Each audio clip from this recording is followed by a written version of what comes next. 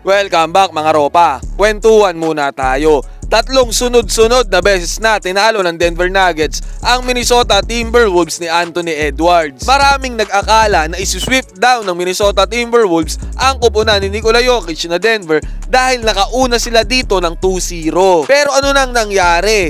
3-2 na ngayon ang serye at pumapabor na ito lahat para sa Denver Nuggets. Ano ba ang nagiging problema ng Wolves? Bakit sunod-sunod na ang talo nila? Pero bago yan mga ropa, unti-unti nang nakikita kung sinong mga kupunan ang lumalamang at papasok sa bawat conference finals ng West at East. Ang OKC Thunder at Dallas Mavericks ay tabla ang serye sa 2-2. Ang Minnesota Timberwolves naman kontra sa Denver Nuggets ay 3-2 na ang serye pabor sa Denver. Sa Eastern Conference naman ay lamang na lamang ang Boston Celtics kontra sa Cleveland Cavaliers sa score na 3-1. Samantalang 3-2 na ang serye lamang ang New York Knicks sa Indiana Pacers. Sa tingin nyo mga ropa, sino ang apat na kupunan ang aabante sa Eastern Conference at Western Conference Finals at sooner or later ay aabante na sa NBA Finals para paglabanan ang kampyonato? Mag-comment kayo dyan sa baba, pagkwentuhan natin yan.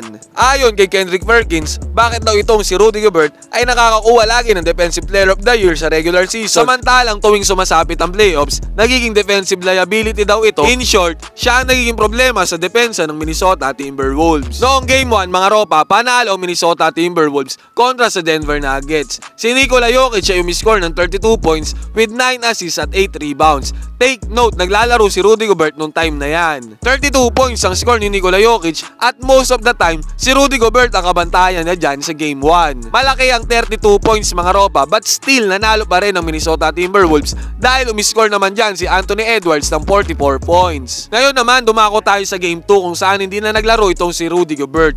At ang nakabantayan mostly ni Nikola Jokic ay si Naz Reid na 6th Man of the Year. Umiscore lamang si Nikola Jokic ng 16 points with 8 assists at 16 rebounds. Kung papanoodin nyo yung Game 2 mga ropa, yung replay, makikita nating nahirapan talaga si Nikola Jokic noong time na yon kay Naz Reid. At bukod pa dyan, mabilis kasi ang pace ng laro ng Minnesota Timberwolves noong si Naz Reid ang nasa sentro at bumabantay kay Jokic at hindi si Rudy Gobert. Ang napansin ko kasi dito mga ropa, ang defense at offense ng Minnesota ay bumagal noong bumalik si Rudy Gobert sa lineup. Nung wala siya ay mas mabilis ang rotation ng defense at offense ng Minnesota. Noong nag-game 3 na mga ropa, umiscore na si Nikola Jokic ng 24 points with 9 assists at 14 rebounds. Take note, nagbalik na dyan si Rudy Gobert. Noong Game 2, 16 points lang ang score ni Jokic. Noong nag-Game 3, 24 points na ulit. Ngayon ang tanong, si Rudy Gobert nga ba ang umahadlang sa Minnesota Timberwolves para manalo sa Denver Nuggets? Mag-comment kayo dyan sa baba mga ropa